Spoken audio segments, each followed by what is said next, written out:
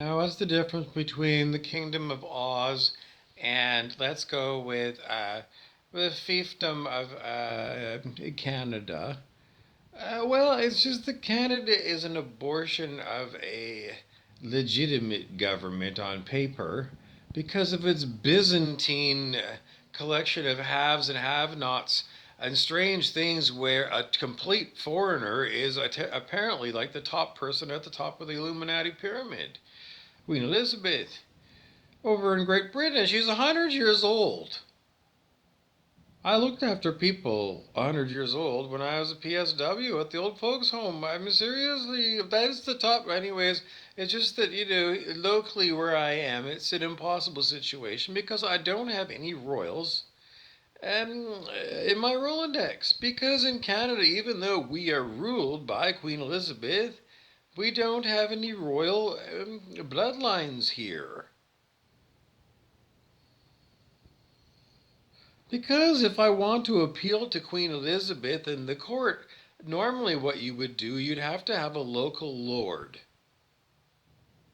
who was an aristocrat. And originally, that's the way Canada was set up. The Governor General originally was always a member of the Queen's extended family.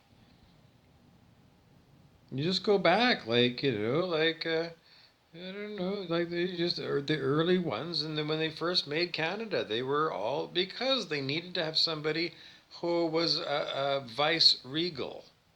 Another, especially before they had, their wooden ships was in the olden days, sailing ships, so they had to have somebody who was officially blue-blooded, somebody who's in Burke's Peerage.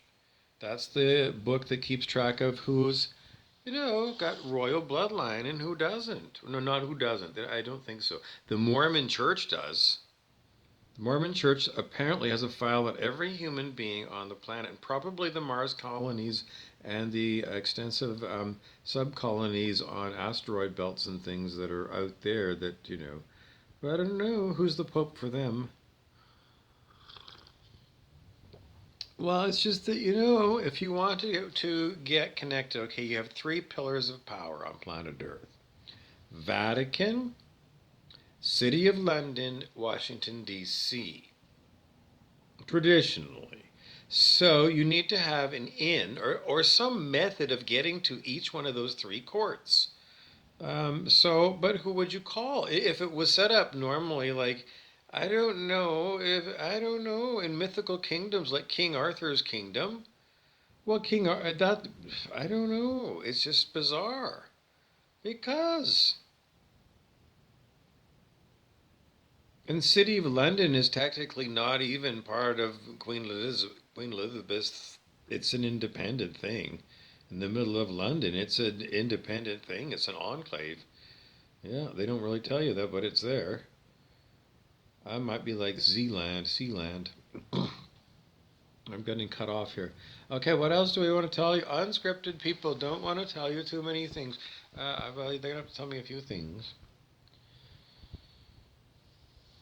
Okay, so well, it's just that there's no aristocrats in my city. So if I wanted to appeal to the Queen, well, I'd have to normally, if it was old-fashioned, let's say it was the year 1055 in England in those days. Well, everything was a fiefdom, so there was always somebody. But would I be? I'd be, probably. Um, uh, I'd be a scribe, a clerk. They'd say in the Scottish it would be clerk, but a clerk in English. Because I could read and write, and in those days that was rare. So I'd be a scribe, and that's what I do professionally. People want to write a letter to their friend in another whatever. They'd come to me and they'd just verbally say it, and then I'd write it on paper, and then however they want it addressed, and then I give it to them, and then they go mail it. And then when somebody brought mail back, then they'd bring it to me, and I'd read it for them because they didn't learn their well. It was very common in the past. Scribe is the name of the person whose position is to do that. Um,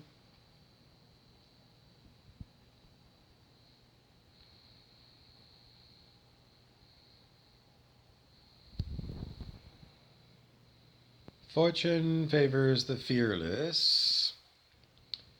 Okay, does that trump fortune favors the bold? We don't know what else to tell you.